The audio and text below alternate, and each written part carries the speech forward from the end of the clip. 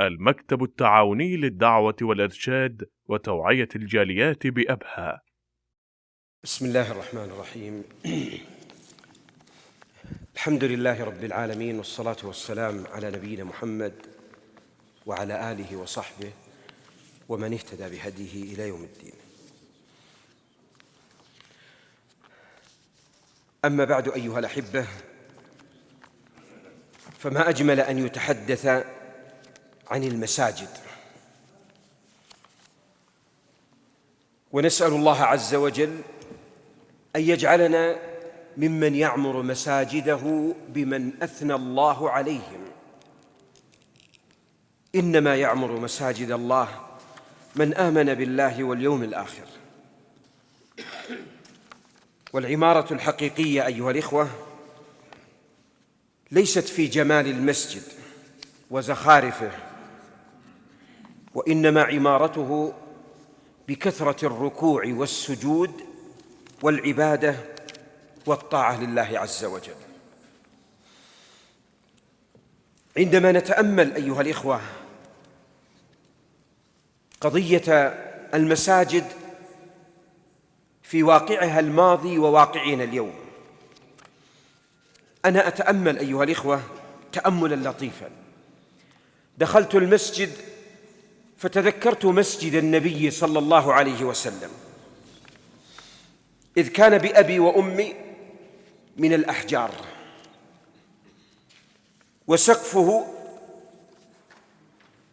جذوع النخل، ومصفوف في أعلاه أحجار ونوع من الأعشاب. وربما أيها الأحبة نزل المطر، ومع نزول هذه الأمطار يسجد النبي صلى الله عليه وسلم على ماء وطين. ومع أن ببعيد حديث النبي صلى الله عليه وسلم الصحيح: إني أريت ليلة القدر، وإني أريت أني أسجد في صبيحتها على ماء وطين. فكانت ليلة 21 ينصرف النبي صلى الله عليه وسلم من مسجده من صلاته والطين والماء في وجهه. أسألكم أيها الأحبة، تسجدون على هذه الفرشة التي وصل لها الماء الطيب، ما نقول ماء خر من السقف وقد اختلط بالطين، ولكنها العبادة والذل لله عز وجل. اليوم أيها الأحبة الحديث عن المساجد، وأنا أتأمل نحتاج إلى محاضرات، بل نقول سلسلة عن هذا الموضوع. فإن المساجد أيها الإخوة تتكون من 4 عناصر.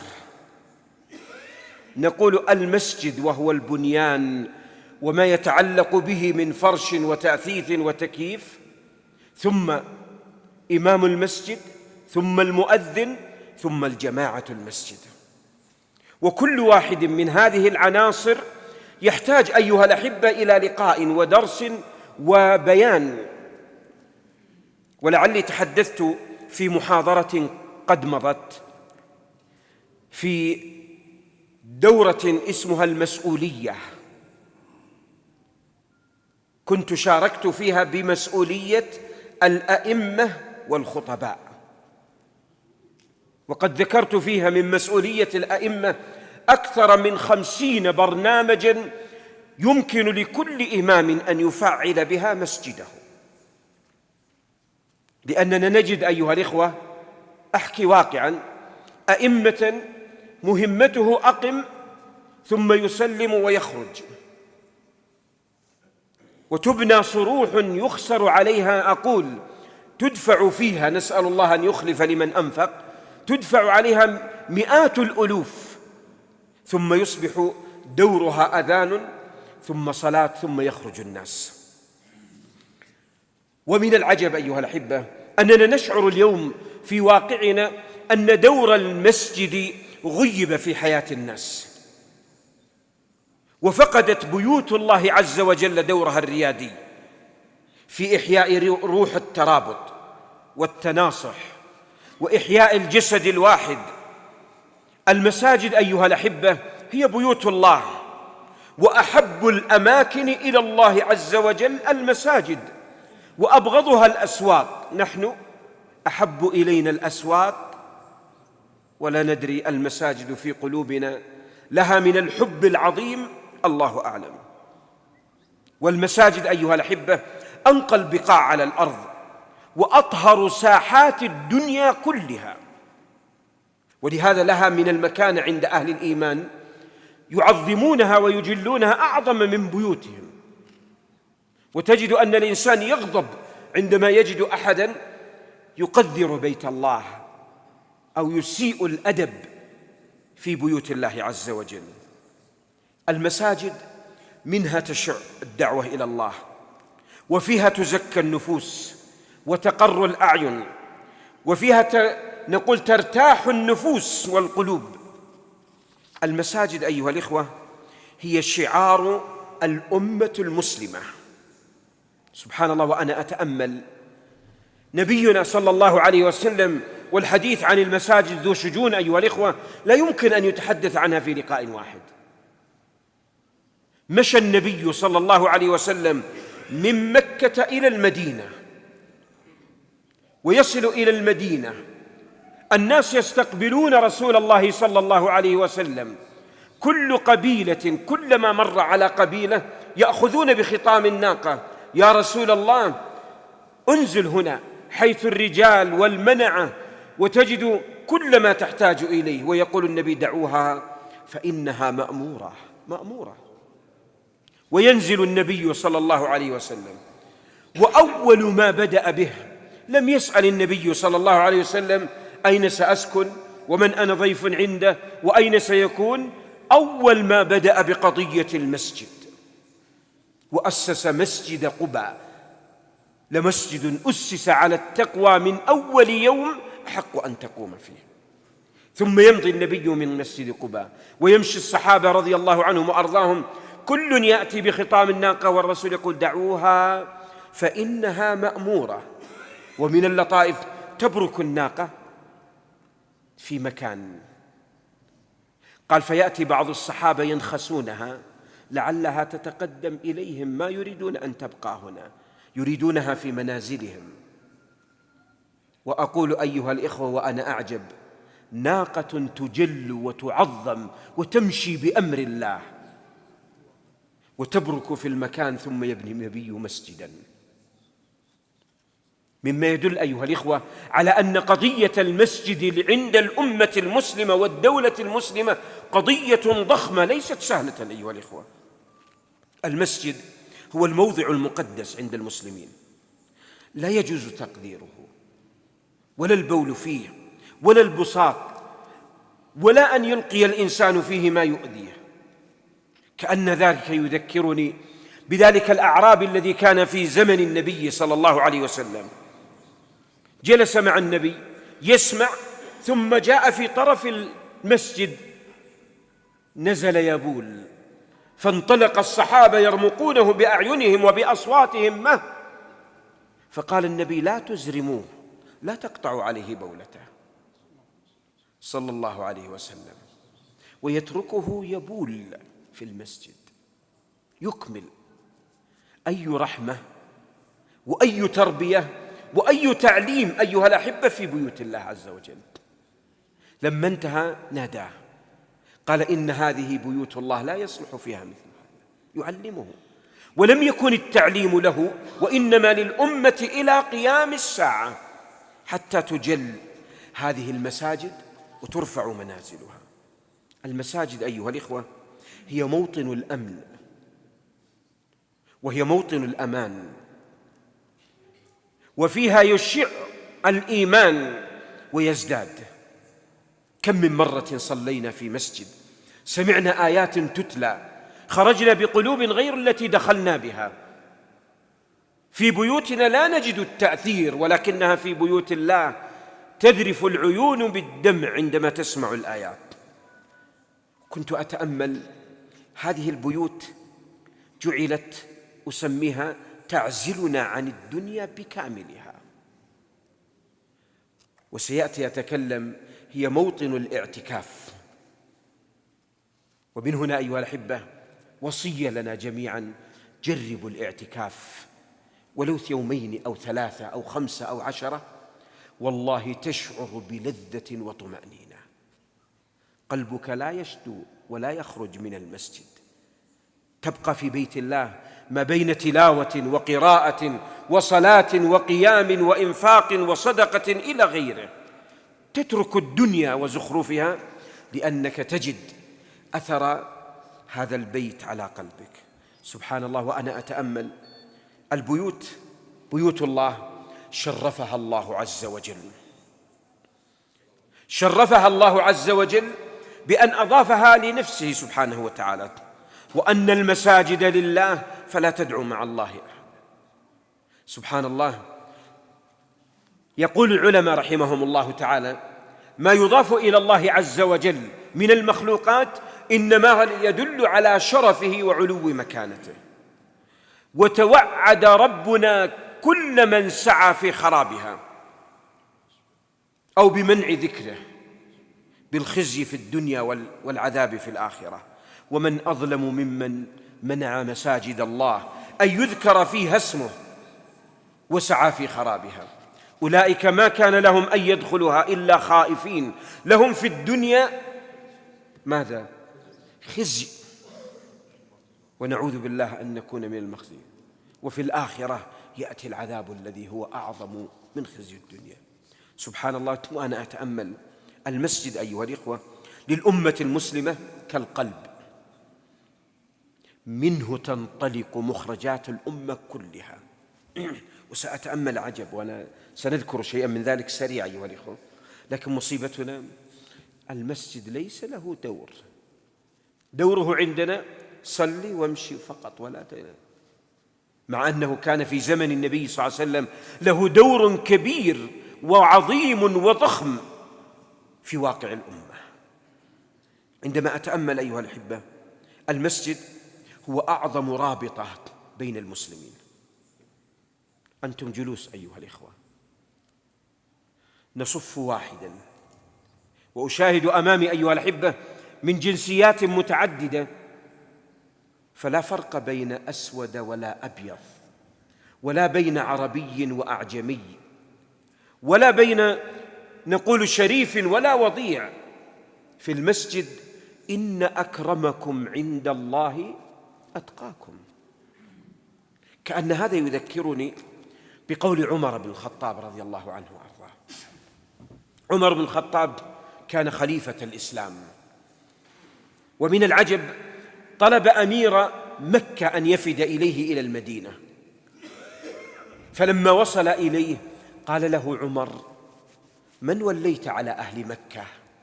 أهل مكة سادات العرب، قريش وآل بيت النبي صلى الله عليه وسلم. قال: يا عمر، وليت عليهم ابن أبزة. عمر يعرف أهل مكة. قال: من ابن أبزة هذا؟ قال: مولى من الموالي. قال: تولي على سادات العرب مولى؟ قال: إن كان لأحفظهم لكتاب الله وأعلمهم بالسنة.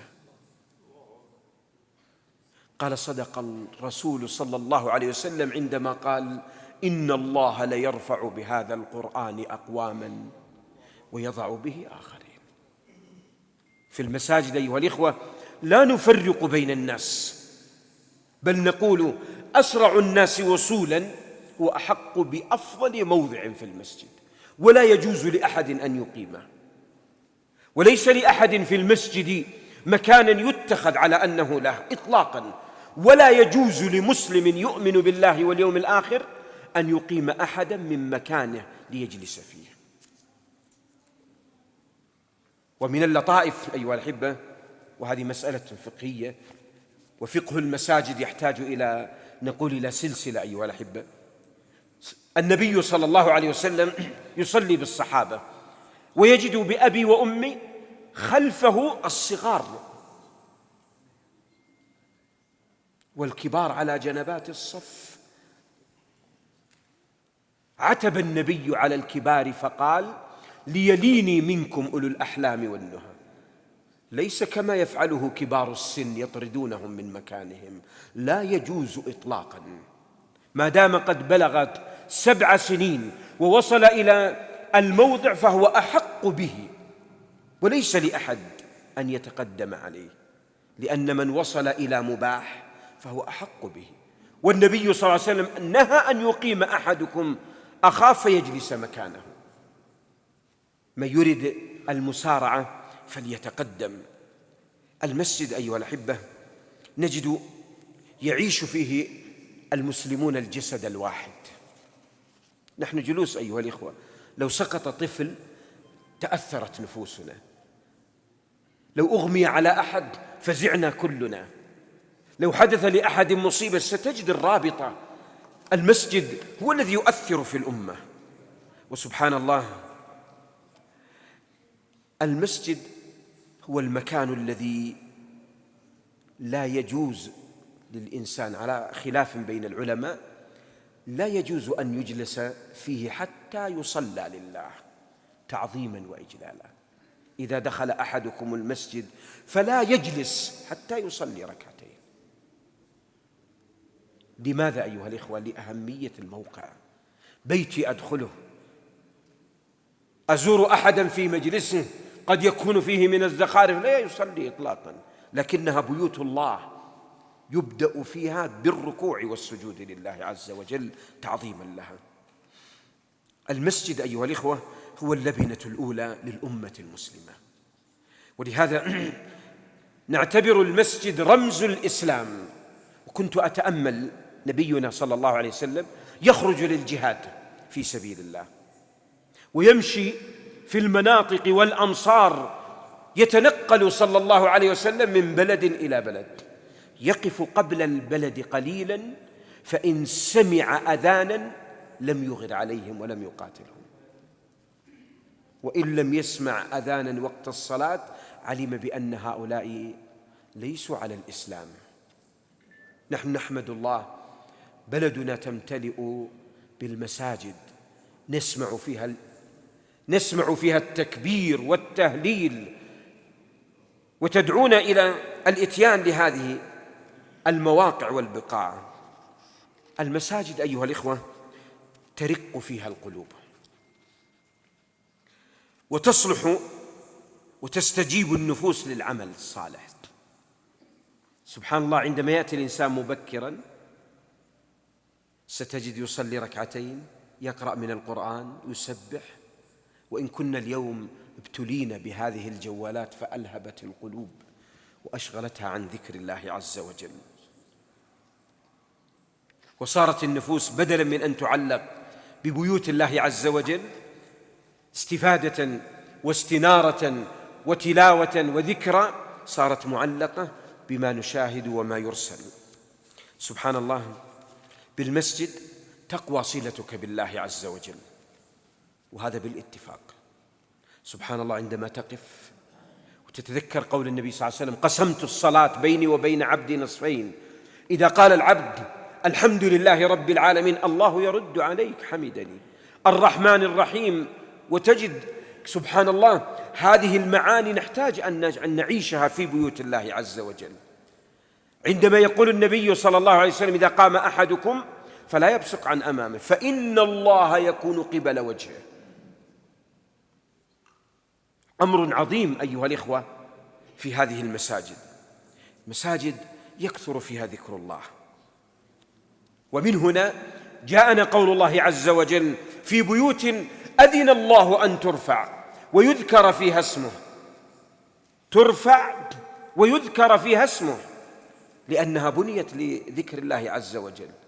ثم يذكر فيها اسمه يسبح له فيها بالغدو والآصال رجال لا تلهيهم. مساجد تقام فيها الدروس ويعلم فيها الناس السنة. سبحان الله، عندما تتأمل المساجد نحمد الله، ديننا دين يسر وليس فيه عسر.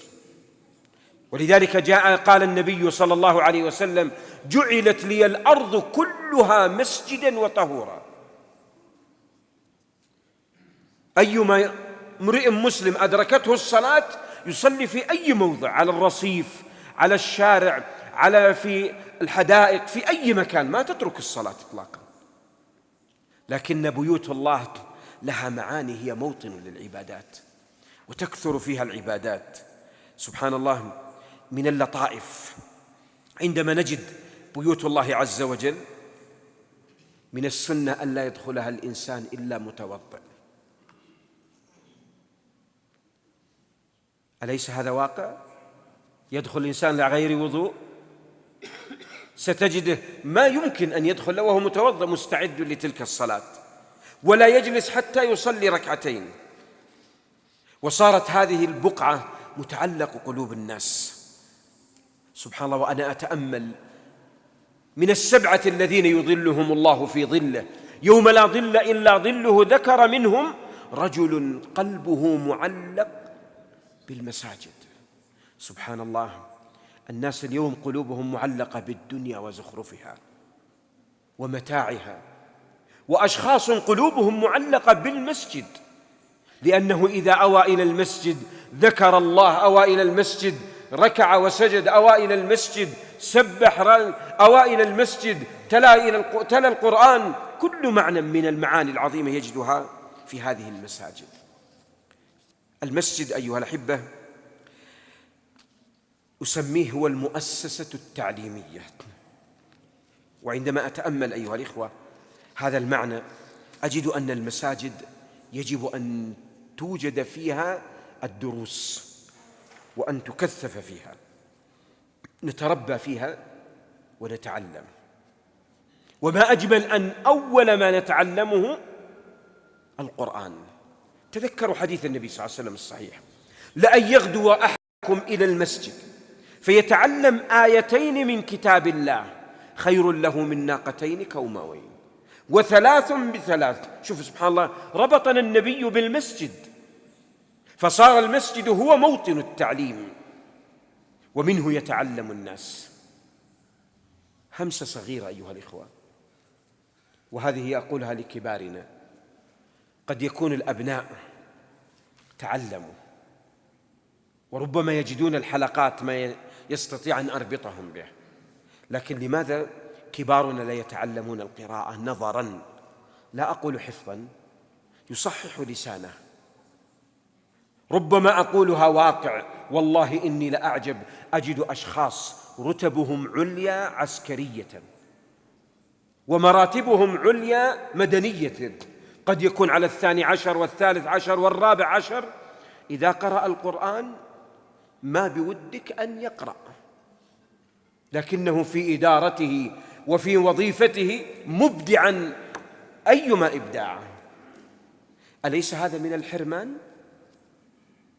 والنبي صلى الله عليه وسلم يقول: لأن يغدو أحدكم إلى المسجد فيتعلم آيتين من كتاب الله خير له من ناقتين كوماوين. يتعلم، صحح لسانك. وهذه نعمة من الله عز وجل أننا نجد في بلدنا ما يعيننا على التعبد، ما يعيننا على ذكر الله عز وجل. أنا أتأمل أيها الإخوة، وهذه وصية للأحبة، يجب أن يفعل دور المسجد. ولعلي أذكر قريبا من 40 برنامجا يمكن تفعيل دور المسجد فيه. جيران المسجد أيها الإخوة يحتاجون أن يترابطوا. اليوم أيها الأحبة نجد بعض من الأحبة شمال المسجد وجنوبه ما يدري بعضهم عن بعض، يسلم كيف حالك يا أبو فلان وبس، تنتهي هذه المهمة. لا يعرف، بعض الأحيان يسأله الغريب فيقول: فلان عندكم في الحقيقة؟ والله ما أعرف. بينه وبين جاره أسميه بيتين أو ثلاثة لا يعرف من بعدهم. هذا واقع نعيشه اليوم أيها الإخوة. المساجد هي التي تلف الناس، ولهذا إذا حركنا دور المسجد سنجد بالمساجد يزار المرضى، نعرف المريض، بالمسجد نتعرف على الوافد الجديد، بالمسجد يواسى الفقراء، بالمسجد يعزل من يموت، بالمسجد توضع وما نسميه الإحسان إلى الخلق ويستفيد الناس. ولهذا النبي صلى الله عليه وسلم من اللطائف لما نزل النبي صلى الله عليه وسلم المدينة أول ما بدأ بالمسجد ثم بنى بيته ملاصق للمسجد. أنا قلبي يتفطر أيها الإخوة من واقعنا اليوم. البيت الملاصق للمسجد تنزل قيمته 50,000 60,000، والأرض المجاورة للمسجد يعني كأنه عيب فيها. واقع ولا ليس واقع أيها الأحبة؟ ونبينا صلى الله عليه وسلم وصحابته بيوتهم ملاصقة للمسجد، وكل فتح خوخته إلى المسجد يدخل، لأنهم يتلذذون بالأذان ويشعرون أن المسجد من أسباب صلاح قلوبهم وصلاح ذراريهم وإعانة أولادهم على طاعة الله عز وجل. ولهذا النبي صلى الله عليه وسلم ألصق داره بجدار المسجد، ورغب النبي صلى الله عليه وسلم في بنائه وتعميره. ومن هنا قال النبي صلى الله عليه وسلم: من بنى لله مسجدا ولو كمفحص قطات. قطا أيها الأحبة مفحصها قريب من الكف. ومن اللطائف أن بعضا من العلماء قال: من يساهم في المسجد ولو مقدار مفحص قطات يحصل له الأجر. ونسأل الله أن لا يحرمنا وإياكم ذلك. نعمة من الله. ومن هنا همسة أيها الإخوة: كلما مررت مسجدا يبنى ساهم فيه بما تستطيع، 1000 2000 3 لعلك أن تحصل على مفحص القطات وما يدريك. ولهذا أيها الأحبة جاء الإسلام وأمرنا بتنظيف المساجد وبتطييبها، وشرع لها أحكاما وآدابا تحفظ بها مكانتها العلية. في المسجد أيها الإخوة تخرج علماء الإسلام وحفاظ القرآن، ومن المسجد خرج أئمة الحرم، ومن المسجد جثى العلماء بالركب يعلمون الناس الدين.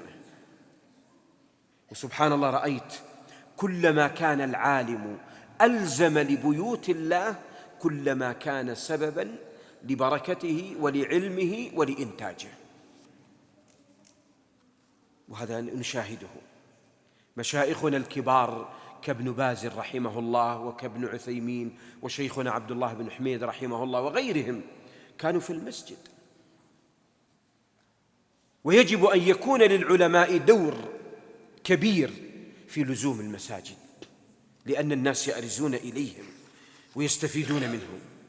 ففيه نشأ العلماء صغاراً، ثم إليه رجعوا يعلمون الناس ويقودون الأمة بعلمهم وبما أوتوا. سبحان الله. وأنا أتأمل أيها الإخوة، ربما ليس للحصر عبادات تمر علينا سريعة في المساجد. ذكروني أيها الأحبة شيئا من ذلك. عندما أتأمل عندنا الصلوات الخمس، سبحان الله، وأنت تعجب عندما تجد المسلم داخل خارج يصلي ثم يرجع ثم يصلي ويرجع، قلبه معلق بالمساجد. والله إذا عظمت المساجد وعطيت منزلتها كانت سبب لهداية الناس ولصلاحهم ولاستقامتهم. وكم نجد من الكفار وفدوا إلى ديارنا على غير الإسلام، ولكن لما رأوا أهل الإسلام يعمرون بيوت الله انقدح في نفوسهم محبة هذه العبادة وأسلموا وجاءوا مع الناس يصلون ويركعون ويسجدون. مساجد أيها الإخوة موطن صلاة الجمعة. ومن اللطائف أيها الإخوة، كل مسلم على وجه الأرض يحتاج أن يوعظ كل أسبوع، ونعوذ بالله أن نكون ممن طمس على قلبه. من فاتته 3 جمع ختم على قلبه. اليوم قلبك يتفطر، يصعد الخطيب وربما ليس في المسجد إلا 2 أو 3، وعندما تقام الصلاة يبدأ الناس يفيدون. وربما نقول في بعض الأحيان أيها الإخوة بعض من الناس لم يسمع خطبة الجمعة سنة أو سنتين لا يدخل إلا عند إقام الصلاة. أليس هؤلاء من المحرومين؟ بلى والله، قد حرموا خيرا كثيرا. ولهذا نحن في حاجة دائما إلى ما توعظ به النفوس والقلوب حتى يكون لها من الأثر.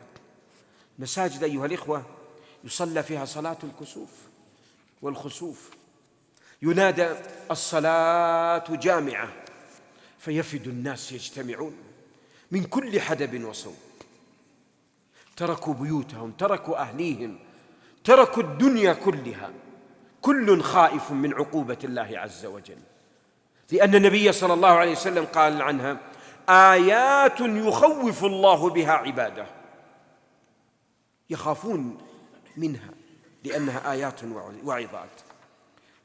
في المساجد أيها الأحبة وأنا أجدها هي موضع للصلح بين الناس، وما أجمل أن يكون الصلح داخل المسجد بين متقاطعين، بين أرحام، بين جيران. والله تحدث بركة هذا الموضع العظيم إذا كانت نية الإنسان خالصة في الإصلاح. الله يقول إن يريد إصلاحا يوفق الله بينهما. من اللطائف أيها الأحبة، وهذه سأذكرها يعني من المسجد، النبي صلى الله عليه وسلم لما أصيب سعد رضي الله عنه بن معاذ أمر النبي صلى الله عليه وسلم أن يمرض في المسجد ليزوره الناس ويسلموا عليه. ومن العجب أيها الإخوة أخبر النبي صلى الله عليه وسلم لأجل أن أزوره كذلك، فكان النبي كل صلاة يدخل عليه ويسلم. وسبحان الله جعل له قبة وانطلق عرقه الأبهر، يعني العرق الكبير، ثم بعد ذلك نزف الدم وخرج من الخيمة فإذا به يتوفى داخل المسجد. والمسجد هو من مواضع الدعوة إلى الله عز وجل. كنت أعجب من اللطائف دعوة الكفار أيها الإخوة. أعطيكم من معنى اللطيف، نحن اليوم ابتلينا بدخول الكفار من خدم وخادمات وسائقين ومحطات وورش، أليس هذا واقع نشاهده؟ ما أجمل أن تأتي ولو بكافر يجلس في زاوية المسجد يشاهد الناس يصلون، أدخله ثم أخرج، بس يكن له من الأثر في قلبه، ربما يسلم بسبب هذا الدخول. ولهذا النبي صلى الله عليه وسلم في قصة ثمامة بن أثال رضي الله عنه وأرضاه، ثمامة بن أثال ممن عاد النبي صلى الله عليه وسلم والصحابة، كان مشركا وقتل من الصحابة من قتل. خرج جمع من الصحابة فوجدوه فجاءوا به مقيدا أسيرا، ما كانوا يعرفون أنه ثمامة، ولو عرفوا قتلوه ما جاءوا به. فلما دخل جاءوا به إلى النبي صلى الله عليه وسلم فإذا هو يقول أنا ثمامة بن أثال. تعجب الصحابة ليتنا قتلناه، لكن النبي صلى الله عليه وسلم أمر أن يربط في سارية في المسجد، وجعله يشاهد الناس 3 أيام يصلون يركعون، لا يحل رباطه إلا إذا أراد أن يأكل أو يقضي حاجته بس، ويربط. والنبي صلى الله عليه وسلم كلما دخل عليه يقول أما آن لك يا ثمامة أن تسلم؟ فيقول يا محمد إن تقتل ذا دم أنا أستحق أن أقتل، وإن تمنن يعني تعفو عني تمنن على شاكر لن أنسى لك هذا الموقف أبدا. ويصر النبي عليه 3 أيام وهو يرفض. قال النبي صلى الله عليه وسلم حلوا وثاقه، خلاص اتركوه. لم يكن لأحد أن يعترض عليه بعد رسول الله صلى الله عليه وسلم، ويطلقه النبي صلى الله عليه وسلم، يمشي ويدخل نخلا من نخل المدينة ويغتسل، ثم يأتي إلى النبي صلى الله عليه وسلم ويقف بين يدي رسول الله وهو يقول: أشهد أن لا إله إلا الله وأنك رسول الله. صلى الله عليه وسلم يسأله بأبي وأمي: لم لم تسلم قبل؟ قال: يا محمد، إني أخشى أن يقال أني أسلمت خوفا من القتل، لكني أسلمت مقتنعا بالإسلام عالما بأنه الحق، وما أجمل أن تكون المساجد موطن لهداية الناس أيها الإخوة. ولهذا أيها الأحبة، مهما كان الإنسان على الكفر والإلحاد فدوه بلا المسجد. وفي هذا والله خير كثير جدا لمن قدم يريد هداية الله عز وجل. سبحان الله، عندما أتأمل عددا من الأمور وأجد وسائل متنوعة أرى عجب، والرسول صلى الله عليه وسلم يعطينا شيئا من ذلك بالقصص التي وقعت في زمنه صلى الله عليه وسلم. نجد أسرد لكم أحاديث لطائف من النبي صلى الله عليه وسلم. وإذا بالرسول صلى الله عليه وسلم بمعنى لطيف. مسجد أيها الإخوة، كان النبي صلى الله عليه وسلم يجمع صدقات الناس وزكواتهم في المسجد. وما عنا ببعيد لما ولى النبي صلى الله عليه وسلم أبا هريرة على طعام الصدقة، مسجد مليء بالطعام، وجعل أبا هريرة حارسا له. ثم يأتي أبا هريرة رضي الله عنه رجل كبير السن شكى لأبي هريرة فقره وعياله، قال: فأعطيته، فقلت: هذه صدقة، أعطيته. لما أصبحت قال لي الرسول صلى الله عليه وسلم: ما فعل صاحبك البارحة؟ من أدرى الرسول أن هذا قد جاء؟ الله سبحانه وتعالى. فقال النبي صلى الله عليه وسلم: أما إنه سيعود يا أبا هريرة. يقول: فانتظرته وجاء، فقبضت عليه قلت: والله لا أدعك حتى أخبر الرسول. قال: فشكى لي الأولاد والكبر وغيره فأعطيته. ثم قال النبي صلى الله عليه وسلم: ما فعل صاحبك؟ فقلت: شكى لي وأعطيته. قال: أما إنه سيعود. كل هذا في المسجد. ويعود مرة ثالثة، قال: والله ما تركته، قلت لن أتركك حتى أسلمك للرسول صلى الله عليه وسلم. فقال هو كبير السن: ألا أعلمك آية إذا قرأتها في الليل لا يقربك شيطان؟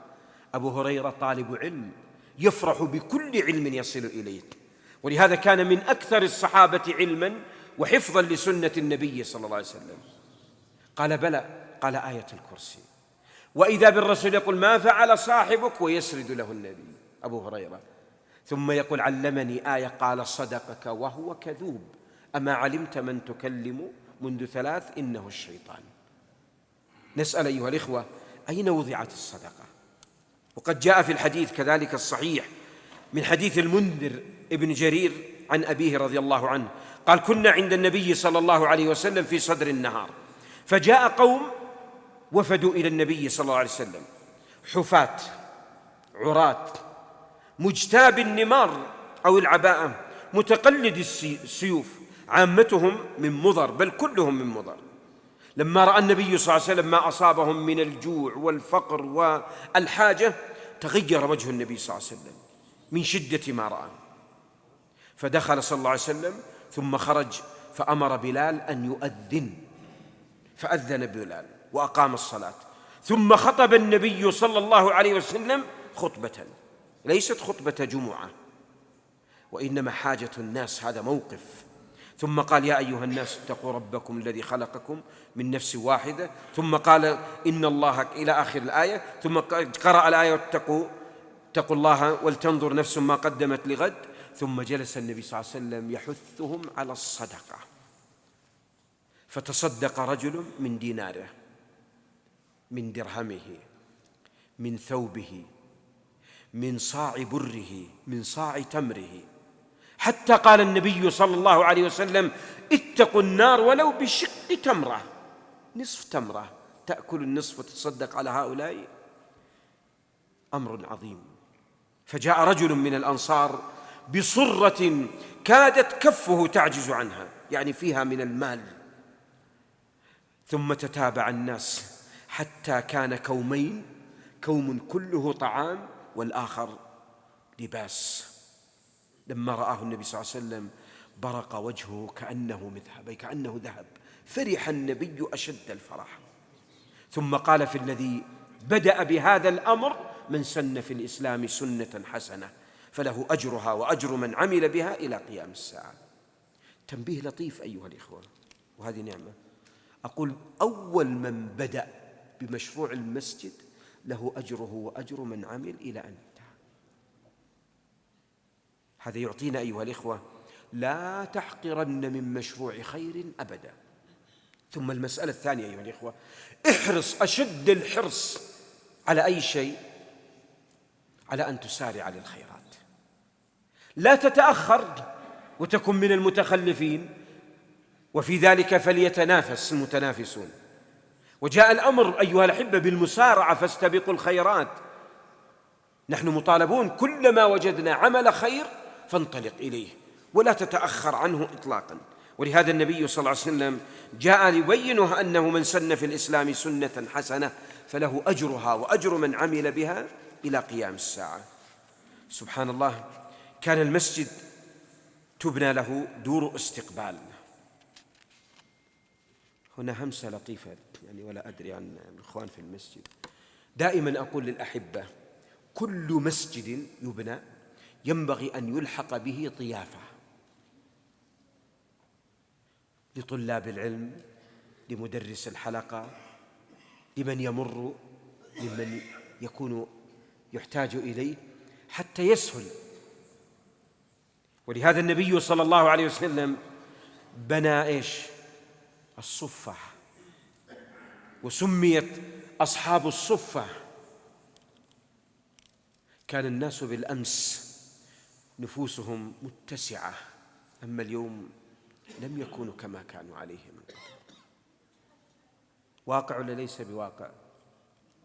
أنا أحكي لكم واقع قبل 35 سنة، قبل أن يكون شقق واستراحات وشاليهات وغيره. كان الضيف يمر ويسكن في بيت من يمر عليه. الآن بيوتنا اتسعت، ولو جاء الضيف وقفنا في الوجه: إيش هذا جاي؟ صح ولا ما هو صح؟ ولماذا تغير؟ أنا أسأل لماذا تغير الناس؟ لا، ما هو استغنوا، لا ندري، ليس استغنوا. يعني لو نزل أي ضيف أنا إيش جاب هذا وليش الشارع ولا لا. أما في السابق فكان الإنسان يفد. وأذكره موقفا لا أنساه قبل 35 سنة، زرت هذه المناطق أو قبلها. والله كنا ألقينا كلمة وسمع بنا رجل، والله ما تركنا حتى بتنا عنده وتعشينا وأفطرنا عنده ومشينا إليه. لم يكن في قلبه حساسية، ولأول مرة نراه في حياتنا وما رأيناه بعدها. ما تحسس إطلاقا من هؤلاء ومن جاء. أما اليوم فالنفوس ليست النفوس، ولا ندري. بيوتنا اتسعت وإلا ضاقت، اتسعت بكل شيء، وخيرنا ولله الحمد كثير، ونسأل الله أن يبارك لنا فيما أعطانا.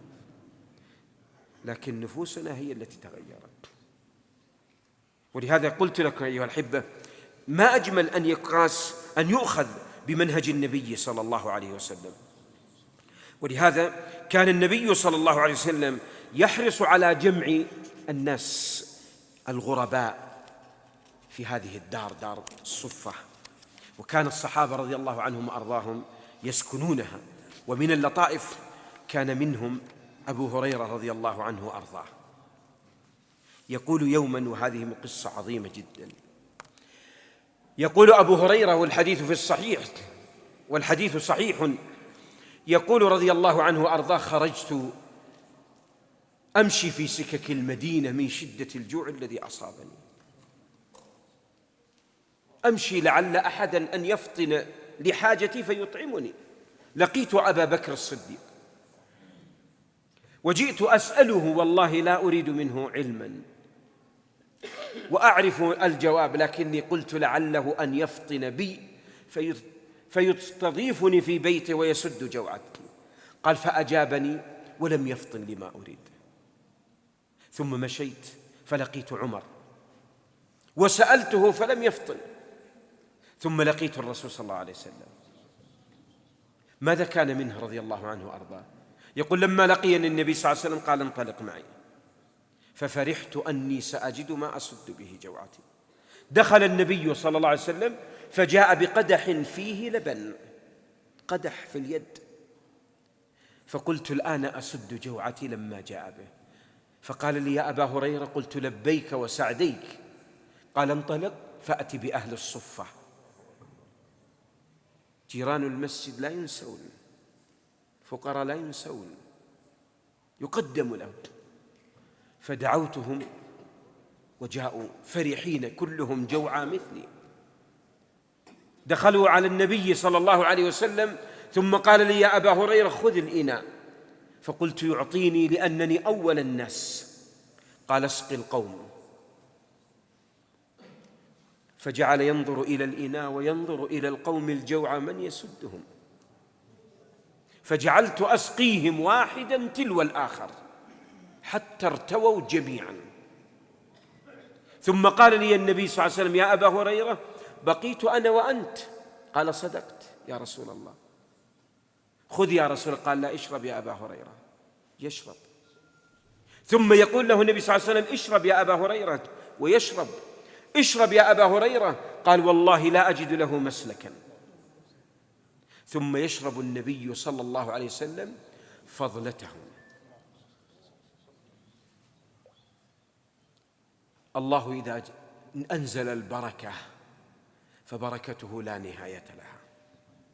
وسل ربك أن يبارك في عمرك، ويبارك في ذريتك، ويبارك في طاعتك، ويبارك في مالك وولدك إلى غيره. بركات إذا نزلت لا حدود لها أيها الإخوة. ولهذا نجد عجب واقعا نعيشه اليوم أيها الإخوة. أسألكم أيها الأحبة سؤال لطيف: ولدك يشرب من البيالة التي بعدك بالفنجال؟ وليه؟ هو التغير الذي عندنا نحن.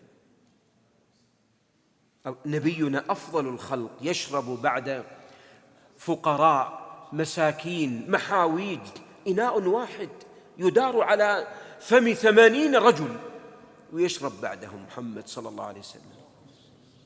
لم يتأفف بأبي وأمي. اليوم لما فتح الله على الناس تغيرت النفوس عما كانت عليه. وهذا يعطينا أيها الإخوة أننا في حاجة إلى أن نشكر هذه النعم. فتح الله علينا من الخير ما لم يفتح على من قبلنا. والله ما سجد النبي على مثل فراشنا، ولا وجد ما يكيف به ولا غيره. كأن هذا يذكرني قصة أم سليم رضي الله عنها وأرضاها. تقول رضي الله عنها وأرضاها: زارني النبي صلى الله عليه وسلم وصنعت له طعاما، ثم قال عندي، فرشت له نطع، والنطع هو الجلد، ولم يكن مكيفات ولا مراوح ولا غيره. تقول أم سليم: فلما أغفى النبي إغفاءته جعل العرق يتحدر من جبينه كحب الرمان، يسقط وأنا أنظر إليه. تقول: سارعت إلى قارورة طيب عندي ففتحتها فجعلت أسلت من وجه النبي وأنزل القطرات في هذه القارورة. فاستيقظ النبي صلى الله عليه وسلم: ما عندك يا أم سليم؟ قالت: يا رسول الله نضعه في طيبنا. فسموا بيت المطيبين. من يتطيب من هذا يشم في الطرقات والشوارع، مما يدل أيها الأحبة على أي شيء؟ على ما أصاب الناس من قلة قلة العيش وقلة الطعام وغيره. أنا أقول لو تنطفئ المكيفات ما نصلي في المسجد ولا نحضر. ورسولنا صلى الله عليه وسلم يصلي ويركع ويسجد بأبي وأمي صلى الله عليه وسلم. ولهذا أيها الإخوة يجب علينا جميعا أن نحيي رسالة المسجد، وأن نقوم بدورنا في بعثها وإحيائها في كل المجالات. والمسؤولية أيها الأحبة واجبة على الخطباء وعلى الأئمة، وكذلك على ما نسميه المؤذنين، وعلى جماعة المسجد. لا أنسى كلمة قالها لي معالي وزير الشؤون الإسلامية بعد توليه، يقول: نحن في حاجة إلى أن نحيي دور الإمام الحقيقي. الإمام لا يحتاج في درسه إلى فسح، صح؟ ما أحد يقول إطلاقا. أين دوره؟ وإذا سألت قال: يا أخي ما يأتون مشايخ والوزارة تتأخر والجهات. الإمام أنت تخطب بالناس، تعلم الناس قليلا قليلا، خذ بدور. ولهذا وصية أن يهتم الإمام بالمسؤولية التي عليه، مسؤولية كبيرة أيها الإخوة. ليست المسؤولية أن يقوم في المحراب وأن يسمعنا صوتا ثم يخرج، وإنما المسؤولية لا بد أن تكون شيئا واضحا. ولهذا كل واحد منا له دور يشارك به في المسجد حسيا ومعنويا. التاجر بماله، وكذلك الفقير بدعائه، وكذلك طالب العلم بدرسه وعلمه، وحافظ القرآن بتعليمه، وكذلك الطبيب والمربي، كل يكون له من الدور الفعال. ولهذا النبي صلى الله عليه وسلم عندما يذكرنا بشيء من الدور، أليس النبي يقول: ما اجتمع قوم في بيت من بيوت الله يتدارسون كتاب الله بينهم إلا حفتهم الملائكة وغشيتهم الرحمة ونزلت عليهم السكينة وذكرهم الله في من عنده، كما في صحيح مسلم. بل إن النبي صلى الله عليه وسلم جعل للنساء درسا خاصا. جاءت النساء قالت: يا رسول الله، أخذ الرجال كلهم حديثك. فوعدهن النبي صلى الله عليه وسلم يوما، ثم ذكرهن ووعظهن وبين ما يجب عليهن تجاه الأزواج وتجاه حق الله عز وجل، وأمرهن بكل ما يكون سببا لصلاحها واستقامتها. كذلك أيها الأحبة كان النبي صلى الله عليه وسلم يحيي رسالة المسجد عندما يجد خطأ فيه، لكنه لا يصرح فلانا وفلان. يصعد النبي وهو يقول: ما بال أقوام يقولون كذا وكذا، حتى لا يجرح نفوس الناس.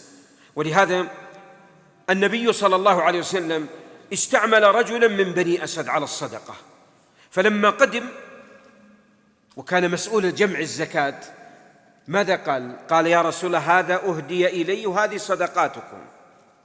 غضب النبي صلى الله عليه وسلم ولم يقل شيئا، صعد المنبر وحمد الله، ثم قال: ما بال أقوام نستعملهم في عمل ونبعثهم فيأتين ويقول: هذا لكم وهذا لي، أفلا جلس في بيت أمه حتى يهدى إليه؟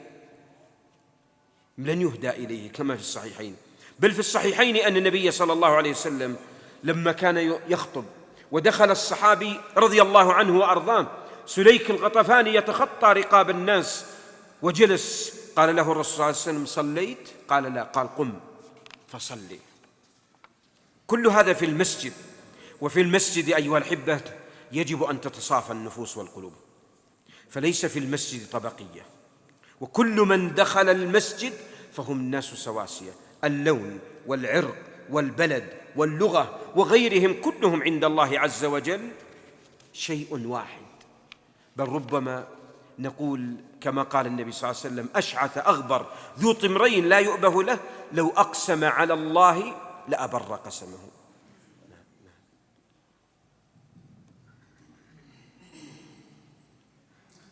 الله أكبر، الله أكبر، الله أكبر. ولعلها تمر علينا بعض الأحيان، لكن قد لا نفعلها. ربما نقول لأننا رجال، ولكن لنا في رسول الله صلى الله عليه وسلم وفي صحابته قدوة وأسوة. من اللطائف أيها الأحبة أن النبي صلى الله عليه وسلم زار ابنته فاطمة، ولما دخل عليها النبي صلى الله عليه وسلم قال: أين ابن عمك؟ قالت: يا رسول الله غاضبته وخرج. ترك النبي صلى الله عليه وسلم علي بن أبي طالب البيت وذهب إلى المسجد يقيل فيه. بعدها أيها الأحبة النبي صلى الله عليه وسلم يبحث عن علي فوجده في المسجد نائما وعلى التراب أثر على جنبه، فقال له الرسول: قم يا أبا تراب. أنا أسألكم أيها الإخوة، إذا غضبت الزوجة تروح المسجد ولا هي اللي تطلع؟ في بعض الأحيان قد تستحمق المرأة وتلقي كلمة وتقول: اقلب وجهك اطلع برا. أنا اللي أطلع برا؟ البيت بيتي وأنا الذي بنيت وهو سكني، أنا الذي أخرج؟ لا يمكن. هذا نعتبر أيها الإخوة هدي نبوي، ويدل على أنه ليس القوة في أن تصرع، وإنما القوة أن تملك نفسك. ولهذا خرج رضي الله عنه ولم يجد مأوى أعظم من قضية المسجد. وكان الرجل من أصحاب النبي صلى الله عليه وسلم إذا أصابته هموم وغموم لزم المسجد. جاء في حديث أبي سعيد الخدري الذي رواه أبو داود قال: دخل النبي صلى الله عليه وسلم ذات يوم المسجد فإذا هو برجل من الأنصار يقال له أبو أمامة رضي الله عنه وأرضاه، فقال له النبي صلى الله عليه وسلم: يا أبا أمامة، ما لي أراك جالسا في المسجد في غير وقت الصلاة؟ قال: يا رسول الله، هموم لزمتني وديون أثقلتني يا رسول الله. قال له النبي صلى الله عليه وسلم: أفلا أعلمك كلاما إذا أنت قلته أذهب الله عز وجل همك وقضى دينك؟ قلت: بلى يا رسول الله. قال: إذا أصبحت وإذا أمسيت قل: اللهم إني أعوذ بك من الهم والحزن، وأعوذ بك من العجز والكسل، وأعوذ بك من الجبن والبخل، وأعوذ بك من غلبة الدين وقهر الرجال. قال رضي الله عنه: فقلت الذي أمرنا به النبي صلى الله عليه وسلم فأذهب الله همي وقضى الله ديني. انظر حال الصحابة مع المسجد. ولهذا نجد أيها الإخوة المساجد كان لها الدور في إعداد الجيوش وفي تولية القيادات، وكان النبي صلى الله عليه وسلم يستعرض الجيوش في بعضهم من الصحابة الذين يدخلون في المعارك في داخل المسجد، وكان يأتي بالأحابيش يلعبون بالدرق يعني بالسلاح أمام الناس حتى يتشجع الناس في ذلك. ومن اللطائف صلاح الدين الأيوبي رحمه الله خرج لملاقاة النصارى بعد صلاة الجمعة، ألقى خطبة وشحذ همم الناس وخرج من الجامع ينادي بالجهاد ويكبر ويتضرعون، فخرج الناس يقاتلون النصارى فهزمهم الله عز وجل وأذلهم ولم تكن لهم قائمة في زمنه رحمه الله. كان النبي صلى الله عليه وسلم فيها كذلك في المسجد إذا أتي بالصدقات بعث بها إلى الناس ولم يتناول منها شيئا، ولكن النبي صلى الله عليه وسلم إذا أتي بالهدية أصاب منها النبي صلى الله عليه وسلم وأهدى. أنطلق للوسائل سريع، رؤوس أقلام بدون تفصيل بس. أولها أيها الأحبة الحرص أن تلقى في المساجد المواعظ القصيرة سواء من الإمام أو من أحد طلاب الحي.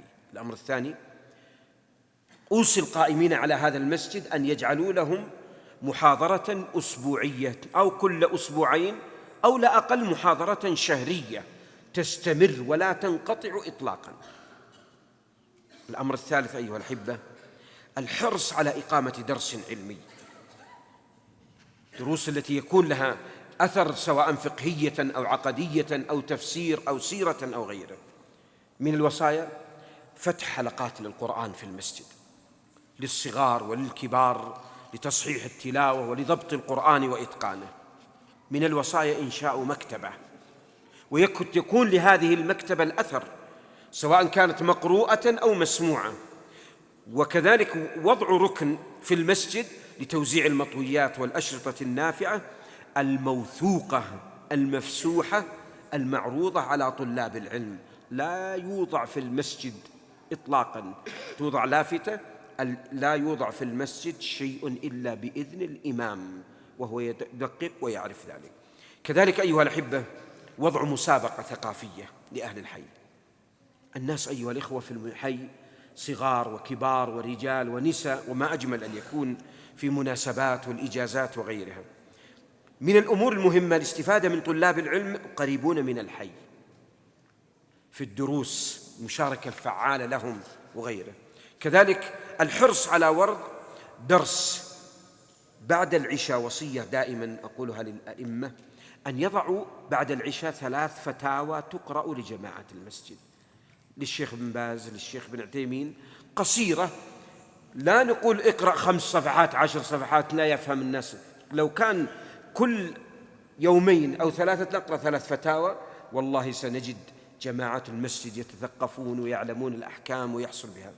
وضع درس أسبوعي أو شهري للجاليات، تعاون مع مكاتب الجاليات، التعاون الصادق، تشجيع أصحاب المواهب الذين في المسجد على اختلاف توجهاتهم والاستشارة والاستفادة من خبراتهم، تعرف على أحوال جماعة المسجد. أيها الإخوة، اليوم أيها الأحبة كثير من الناس لا يعرف عن جماعته شيء. نتعرف على الغني والفقير، على المتوسط وعلى طالب العلم وعلى غيره، حتى يكون فيه نوع من الاستفادة الكبيرة. الحرص على إصلاح ذات البين، وقد ذكرته لكم، سواء كان الخلاف بين زوجين، الخلاف بين جيران، الخلاف بين شباب الحي إلى غيره. كذلك وصية أن يكون هناك ثمة لقاء لجماعة المسجد. واللقاء أيها الأحبة يختلف الناس منه. وصية للأحبة: الجامع لن تشتغلوا عليه. كنت تمنيت أن لو كان قسم الجزء الأخير بزجاج وتكون الصلاة هناك دائما، وهذا يبقى للجمعة يكون. ما قصدت بذلك أن يكون لنا مكان نلتقي فيه، مغربية في الأسبوع، كل 4 من جماعة المسجد يأتون، وتكون خفيفة، قهوة وشاي وجلسة، ويتداولون أمور الحي، ويحصل فيها نفع وترابط وتآلف، وهذه لها أثر كبير رأيتها أيها الإخوة. من ضمنها أيها الأحبة وضع إفطار جماعي. أسأل الله أن يبلغنا وإياكم شهر الصيام. ما أجمل أن يوضع يوم واحد في شهر رمضان إفطار، كل يأتي بإفطار بلا تكلف ويشترك الناس فيه، والله سعادة ولذة ونجد أثره. كذلك نسميه زيارة المتخلفين عن الصلاة.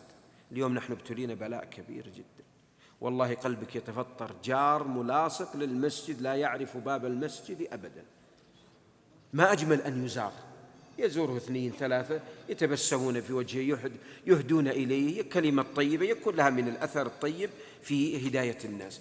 إيجاد أسميه صندوق للإجابة على أسئلة الناس.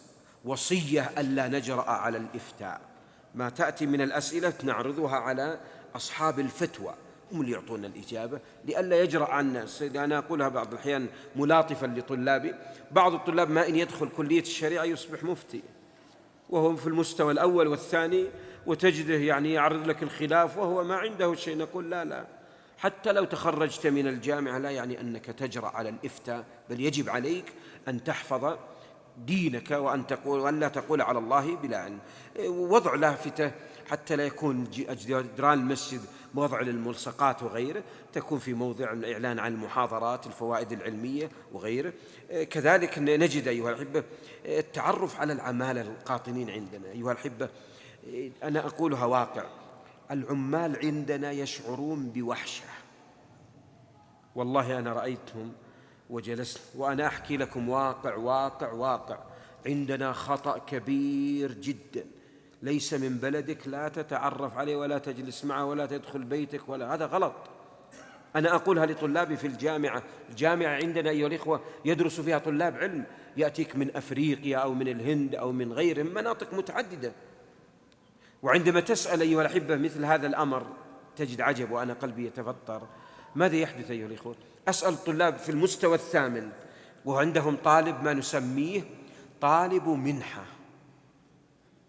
إيش المقصود بطالب منحة؟ يتخرج عالم وطالب علم. طيب والنتيجة؟ أسأل زرت أحد من زملائك؟ قال ولا دخلت ولا بيت أحد، ولا فكر أحد يعزمني في بيته. هذا يجوز؟ والله بعضهم عندما يتخرج يؤسس جامعة ويؤسس مدارس يمكن أعظم من طلاب الشريعة اللي يتخرجون عندنا، ومع ذلك ما يجد واحد. أذكر موقف لا أنساه، وهذا يقول دور المسجد وتأثيره. أحد الأحبة درست أنا وإياه وهو في أندونيسيا، استضفته وأنا طالب في ثانية كلية في بيتي، ويقدر الله بعدها تخرج من الجامعة ولا أدري.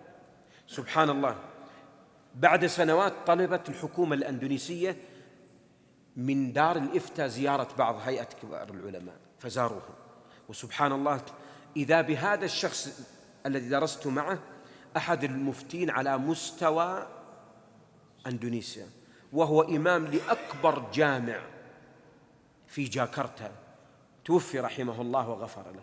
ومن اللطائف هذه الضيافة الواحدة، أحد الأحبة راح مع المشايخ وإذا هو يسأل فلان تعرفه؟ قال لي نعم أعرفه. قال هذا أذكره، شوف بيني وبينه 40 سنة أو قريب منها ما رأيته. ذكر الموقف الذي استضاف وأرسل لي كتبه رحمه الله وما نسى. نحن اليوم في وحشة، يدخل عامل عندنا ويخرج ما أحد زاره ولا سأل عن حاله ولا عن مرضه ولا عن أحواله ولا غيره. المسجد أيها الإخوة هو المأوى الذي يكون من الأثر. كذلك أيها الأحبة مساعدة الآباء في تربية أبنائهم، تشجيعهم على إحضار أولادهم للصلوات الخمس، إعطائهم الوسائل، تفعيل جميع شرائح المجتمع في إيش؟ في المشاركة في دورهم في المسجد، الاستفادة من شباب الحي على اختلافهم. يجب أن نضع برامج للشباب ينفع الله بهم في الدروس وتربيتهم وغيره، غرس محبة المسجد في نفوس الناس، وذلك بالاهتمام به والشعور بالمسؤولية، وكذلك وضع برامج لهم، دعوة العلماء الكبار والمفتين لزيارة المسجد ولإقامة بعض البرامج، وضع أنا أقول خطة تربوية لمدة 6 أشهر سنة تقدم ويستفاد منها ومتابعتها، الحرص على إقامة لقاءات دورية لأئمة الحي. وما أجمل أن يكون هناك ارتباط بأئمة الحي خطباء أو غيرهم يجلسون يتشاورون في مواضيع الخطب ويكون من أثر. وضع هدايا للصغار المحافظين على الصلوات، والله أعجب في بعض الأحيان أطفال ما يغيبون عن تكبيرة الإحرام في صلاة الفجر. ما أجمل أن يكرم ويؤتى أمام الناس، ليس لأنني أعاوضه على العبادة، لكنني أحث به آباء الذين يجؤون إلى المسجد وأبنائهم يغطون في نوم عميق. كذلك تفعيل أسميه جماعة الحي للمشاركة في أحوال الحي. الحي قد يتوفى أحد فنشاركه في حزنه، لا نقول ضعوا لكم خيام ونجلس نستقبل ونضع ذبائح، لا أقول هذا لا يجوز، لكنني نأتي نعزيه ونخرج، أو في أفراحه أن نشاركه أن نبارك له. كذلك إقامة حفل معايدة للمسجد، وما أجمل أن يكون، وهذا له أثر، وضع حفل للناجحين البارزين، وضع جوال يشترك فيه الحي، وهذا الآن ولله الحمد أمر سهل. أذكر موقف، نحن في الحينا عندنا جوال المسجد يشترك فيه 50 واحد، كل جماعة المسجد يفعلون، هذا يذكر قصة، هذا يذكر موقف، هذا يعطينا أدب، هذا يعرفنا بشيء، ونحن في بيوتنا يصلنا الخير. وقد يزل بعضهم جماعة المسجد ليسوا على درجة، فإذا أخطأ ينصح، جزاك الله خير لا ترسل لنا شيئا فيه محذور شرعي، نتناصح بدون أن نجرح بعضنا بعض. ما أحسن أن يوجد مثل هذا، والتقنية لابد أن نستفيد منها. كذلك نجد أيها الأحبة محاولة حل الظواهر الموجودة في الحي، في بعض الأحيان يكون مفحطين، يكون في ناس يسهرون، يكون في انتشار بعض الظواهر التي ليست جيدة، نتعاون عليها. علاج مشكلة الفراغ الذي يعيشه شبابنا اليوم، والله قلبك يتفطر عندما تشاهد الحوادث في أيام الامتحانات. يمكن أنكم شاهدتم الحادث الذي احترق فيه 4 وتوفوا رحمهم الله، شباب في ريعان شبابهم، أرواحهم نقول كأنها رخيصة لا يعبؤون، ما يدرون ما تكون جراحاتها في نفوس آبائهم، والناس يمرون عليهم نار تحترق ونعوذ بالله من النار وغيره. ما أجمل أن نضع لهم جوانب يستفيدون منها. كذلك أمر مهم أيها الإخوة، وصية لكل من الإمام والمؤذن أن يكونوا قدوة لمن؟ لأهل الحي، وأعظم قدوة أيها الإخوة في قضية الانضباط. أنا أقولها همسة ولو أنها حارة حارة حارة.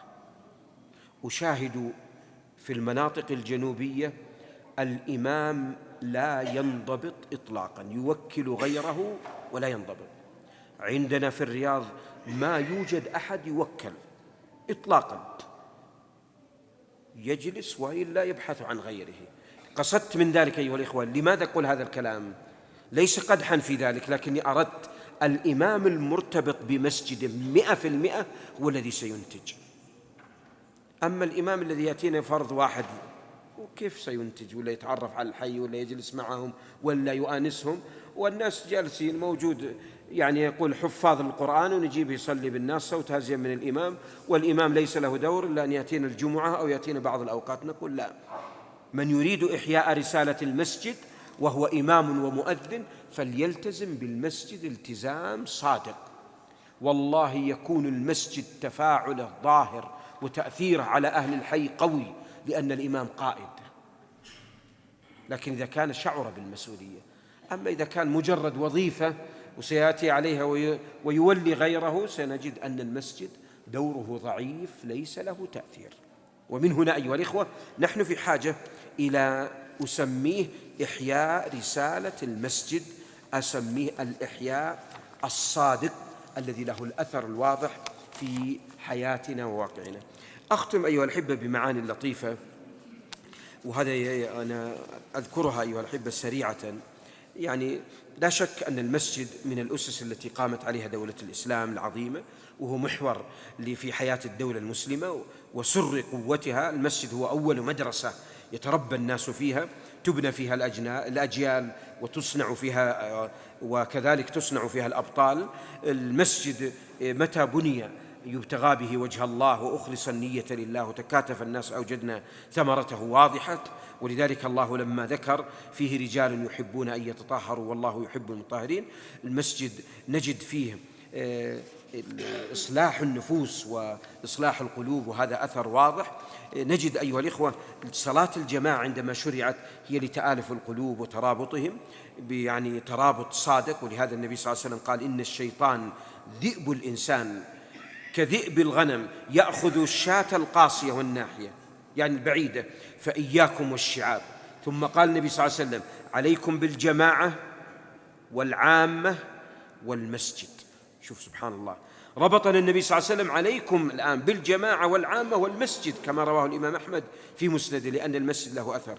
يجب أيها الإخوة أن تفتح المساجد ليعان الناس على طاعة الله عز وجل، ولا يجوز أن يظن أن المقصود هو العمارة بشكلها. ذكر الله المساجد وسماها بيوتا وأمر أن ترفع وأن يذكر فيها اسمه. ذكر الله الذين يعمرونها رجال، ما قال ذكور.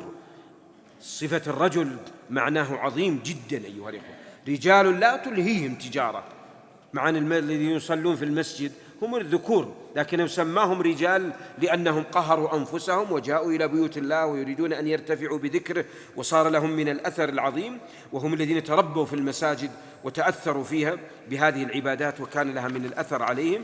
لا شك أن المسجد له أثر عظيم جدا، ولهذا نجد أننا في حاجة إلى أن نقول يجب أن تعود رسالة المسجد رسالة صادقة، وأن تفتح المساجد ويكون لها من الأثر الكبير في نسميه تأثير الناس. كنت أعجب من النبي صلى الله عليه وسلم عندما يأتي من السفر أول ما يبدأ بالمسجد، يصلي فيه ركعتين قبل أن يدخل على أهله، قبل أن يرى أمه، قبل أن يرى زوجه، قبل أن يرى أولاده، ليعلن الإنسان تعلقه بالمسجد ذهابا وإيابا. ومن يستغني عن بيوت الله عز وجل؟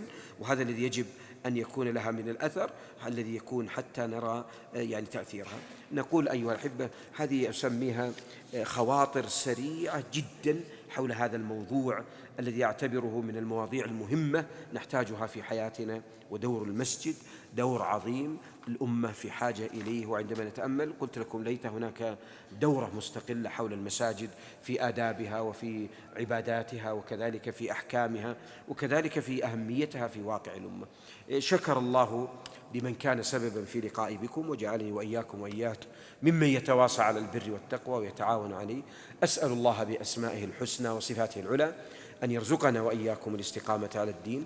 اللهم اجعلنا ممن يعمر مساجدك بذكرك، اللهم اجعلنا ممن يعمرها بطاعتك، اللهم اغفر ذنوبنا واستر عيوبنا، اللهم اجمعنا على الحق والسنة. أسأل ربي بأسمائه الحسنى وصفاته العلى أن كما جمعنا في أحب البقاع إليه وهي المساجد أن يجمعنا في أحب البقاع إلينا في الفردوس الأعلى. اللهم اغفر لنا ولوالدينا وأهلينا وأزواجنا وأحبابنا ومن له حق علينا. اللهم انصر دينك وكتابك وسنة نبيك وأولياءك في كل مكان. اللهم عليك بأعداء دينك فإنهم لا يعجزونك. اللهم منزل الكتاب ومجري السحاب وهازم الأحزاب، نسألك أن تهزم أعداء دينك في كل مكان. اللهم ثبتنا على صراطك. ربنا هب لنا من أزواجنا وذرياتنا قرة أعين واجعلنا للمتقين إماما. أسأل الله عز وجل أن يجعلنا وإياكم دائما ممن يعمر بيوته بذكره وشكره وحسن عبادته. وأصلي وأسلم على نبينا محمد وعلى آله وصحبه أجمعين.